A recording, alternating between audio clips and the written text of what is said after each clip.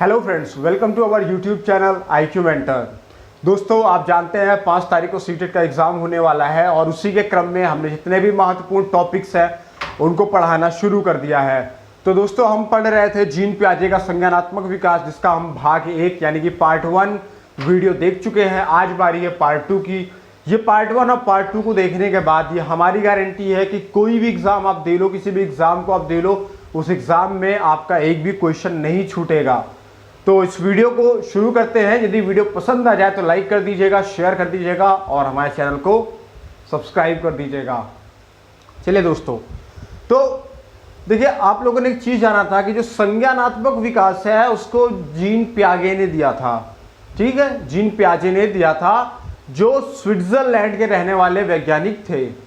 दोस्तों, एक बार ये क्वेश्चन पूछा भी जा चुका है यूपी टेट में सीधे सीधे, और सीटेट में भी पूछा गया है, और DSSB के अंदर भी यही क्वेश्चन सीधे पूछा गया है कि जीन पियाजे किस देश के वैज्ञानिक थे।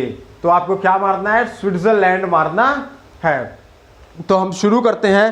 ठीक है, शुरू करने में हमारा सबसे पहले आप देख रहे हैं, सबसे पहले लिखा हुआ है संवेदी पेशी अवस्था।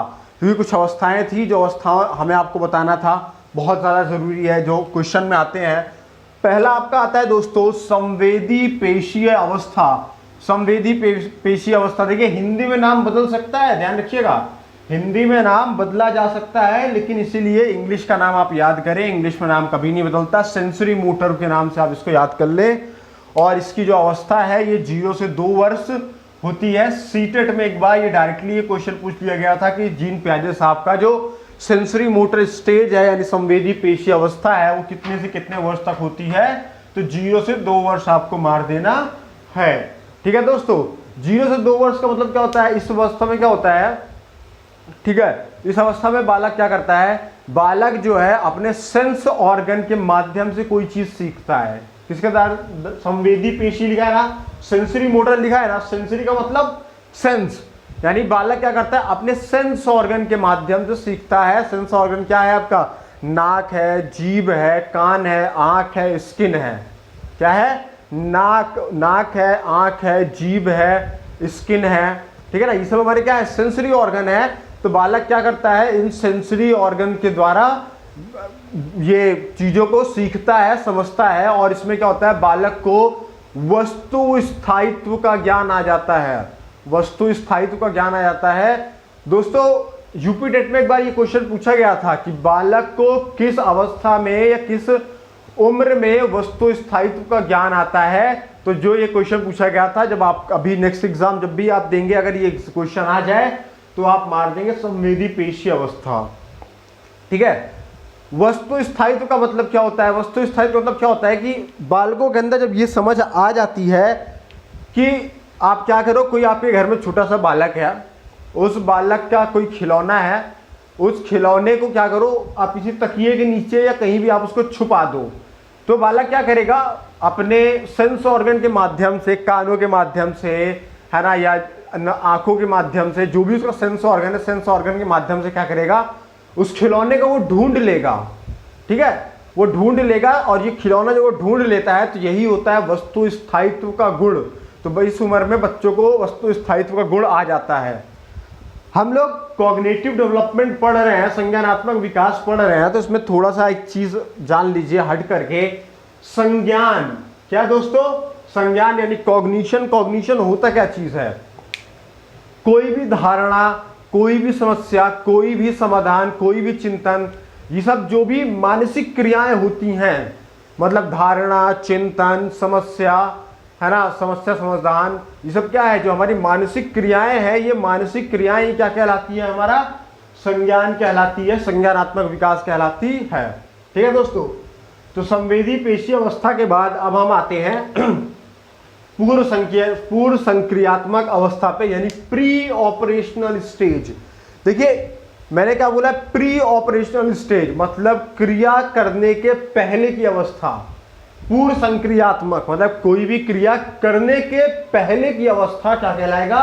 पूर्व संक्रियात्मक अवस्था कहलाएगा। मतलब देखो क्या होता है, इसमें बालक क्या करता है कि अपने सामने जो आने वाली चीजें हैं उसको देख लेगा, सुन लेगा, समझ लेगा, लेकिन कोई क्रिया नहीं कर पाएगा। मतलब सामने आई वाली चीज़ों को देखेगा भी, सुनेगा भी, समझ भी लेगा, लेकिन कोई क्रिया नहीं कर पाएगा। मतलब समझिए आप क्या होता है, ठीक है। ये चीज़ हमारा जो बताता है, ये कहता है पूर्व संक्रियात्मक अवस्था, और इसकी जो अवधि है वो 2 से 7 वर्ष की अवधि है।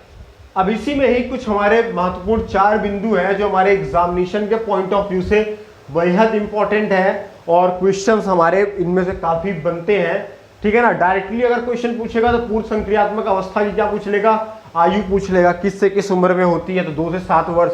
अगर इसमें से इसके अलावा या तो क्वेश्चन पूछेगा तो इन 4 में से ही पूछेगा, क्योंकि आप कोई भी क्वेश्चन पेपर उठा के देख लो, जो भी टीचिंग एग्जाम हुए उसमें देख लो, जो क्वेश्चन आपके बने हैं वो इन्हीं में से ही, इन्हीं 4 में से ही बने हैं। तो इन 4 में सबसे पहला क्या आता है, जीववाद आता है, यानी कि एनिमिज्म आता है। एनिमिज्म क्या कहता है कि इस अवस्था में बालकों को सजीव और निर्जीव यानी लिविंग बीइंग और नॉन लिविंग बीइंग का डिफरेंस नहीं पता होता है बालकों को, ठीक है दोस्तों। उनको सजीव और निर्जीव के बीच का अंतर नहीं पता होता है, यही होता है जीववाद। जैसे उदाहरण आप ले लो, आपके घर में कोई छोटा सा बालक होगा 2 से 7 वर्ष के बीच का, वो अचानक से चल रहा था, दौड़ रहा था, और दौड़ते दौड़ते फर्श पे कहीं गिर गया।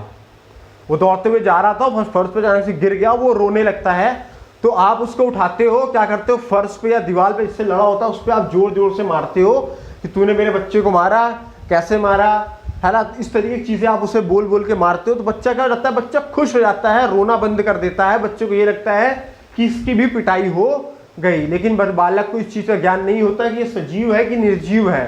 तो जब बालकों में सजीव और निर्जीव का अंतर का ज्ञान नहीं होता है, तो वही हमारा क्या कहलाता है, जीववाद कहलाता है। फिर इसी एज में प्री ऑपरेशनल स्टेज में बालकों में एक चीज आती है जिसको हम बोलते हैं अहम केंद्रितता, यानी कि ईगोसेंट्रिसिज्म। अहम केंद्रितता क्या कहता है, ये कहता है कि बालक को उस एज में ऐसा लगेगा कि वो जो कर रहा है, जो वो सोच रहा है ना, वो जो कुछ भी कर रहा है वो सब कुछ क्या है, एकदम ठीक है, ठीक है, वो सही है। आप लोगों ने भी ऐसा किया होगा, आप लोग बड़े हो गए हो, लेकिन आप लोगों में भी अहम केंद्रितता आती होगी। आप लोग क्या करते होगे, शादी वादी में जाते होगे तो कभी गलती से किसी आपने गंदे ड्रेस पहन ली है या सही कपड़े नहीं पहने हैं, या फिर अगर आप बहुत अच्छे कपड़े पहन लिए हो, जब कुछ अजीब सा हो जाता है ना, तो आपको ये लगता है उस पर कि सभी लोग क्या कर रहे हैं, मुझ पे ही ध्यान दे रहे हैं, सब लोग मुझ पे ही नोटिस कर रहे हैं, मुझे ही देख रहे हैं। तो ये क्या होता है, अहम केंद्रिता होता है, ईगोसेंट्रिसिज्म होता है। ये सब आप में भी होता होगा जो आप लोग वीडियो देख रहे हो, अहम केंद्रिता, ठीक है दोस्तों। फिर उसके बाद हमारा आता अपलटावी का नियम, इर्रिवर्सिबिलिटी, अपलटावी का नियम। अपलटावी का नियम क्या होता है, इसमें बालकों को समस्याएं, संख्याएं, वस्तुओं का पलटने का ज्ञान नहीं होता है। समस्या, संख्या, ठीक है, समस्या हो गई, और माफ कीजिएगा, समस्या हो गई है, संख्या हो गई है ना, और वस्तु हो गया है, इन तीनों क्या है, पलटने का ज्ञान नहीं होता है। अगर आप पलट देंगे तो बालक क्या हो जाएगा, कंफ्यूज हो जाएगा। जैसे आप क्या करो, आप किसी बालक को आप एक एग्जांपल दे दो कि बेटा 2 + 4 क्या कीजिए आप, 2 + 4 आप जोड़िए, तो बालक तुरंत जोड़ देगा। 2 + 4 क्या होगा, 6 होगा, क्योंकि आपने तो सिखा रखा है। लेकिन क्या कीजिए, इस बार आप बालक के सामने एक चुनौती रख दीजिए, समस्या को बदल दीजिए। इस बार 2 + 4 ना करके इस बार आप कर दीजिए 4 + 2 आप कर दीजिए। पहले 2 + 4 था, इस बार 4 + 2 आप कर दीजिए। तो आप देखेंगे बालक क्या हो गया, कंफ्यूज हो जाता है, बालक जो है जवाब नहीं दे पाता है। तो ये बालकों में क्या होता है, ये जो अपलटावी का नियम है ये उनमें रहता है, इरिवर्सिबिलिटी उनमें रहती है। उनमें क्या होता है, समस्याओं को पलटने का ज्ञान नहीं होता है। अगर आप ऐसे पलट देंगे तो क्या हो जाएगा, बालक कंफ्यूज हो जाएगा। यही होता है अपलटावी का नियम। फिर दूसरा हमारा आता है, लास्ट, माफ कीजिएगा, चौथा और अंतिम हमारा आता है, कहता है मुद्रा संप्रत्यय, दूरी, भार, ऊंचाई आदि में कमी।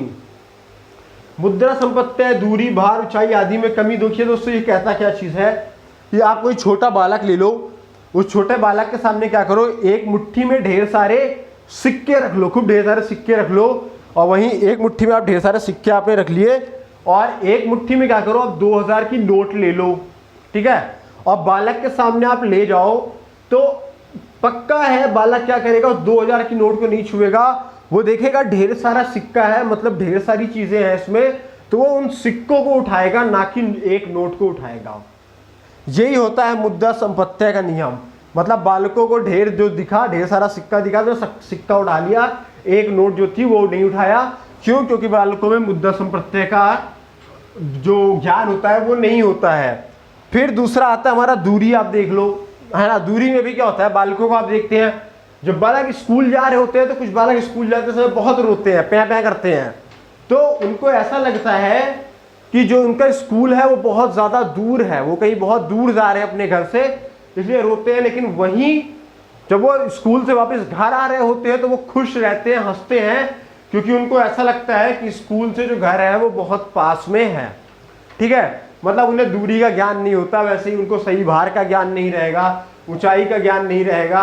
ठीक है दोस्तों, अभी बालक को क्या कर दो आप, इतने ढेर सारी 1 किलो रुई, इतनी हो जाएगी कम से कम 1 किलो रुई, क्या करो आप 1 किलो रुई एक तरफ रख दो, एक तरफ आप 1 किलो का कोई ईंट रख दो।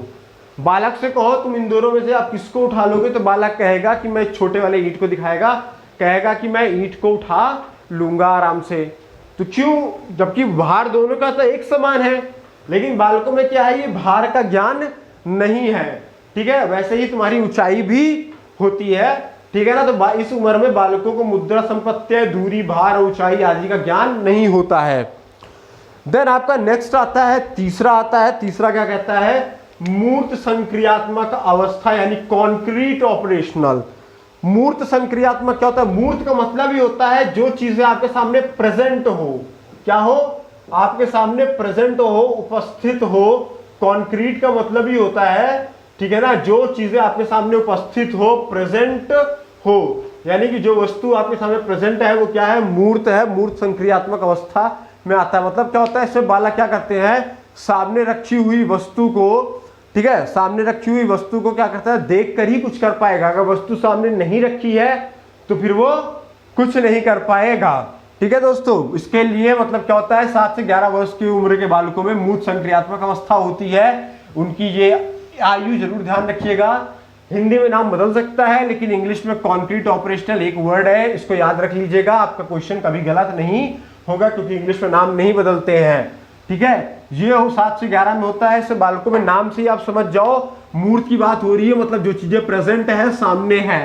ठीक है, यानी इसमें जो बालकों के सामने रखी हुई चीजों को देख करके बालक कुछ कर पाता है। लेकिन जैसे आप पूर्व संक्रियात्मक अवस्था में देख रहे थे कि बालकों को मुद्रा संपत्ति, दूरी, भार, ऊंचाई, आपलटावी और जीववाद का ज्ञान नहीं होता है। लेकिन ठीक इसका उल्टा हो जाता है मूर्त संक्रियात्मक अवस्था में, कि बालकों के अंदर जीववाद, आपलटावी, मूल मुद्रा संप्रत्यय, दूरी, भार, ऊंचाई का ज्ञान हो जाता है। एक बार सुपर टेट में क्वेश्चन भी पूछा जा चुका है और यूपी टेट में पूछा गया है कि बालकों के अंदर जीववाद और आपलटावी का ज्ञान कब आ जाता है।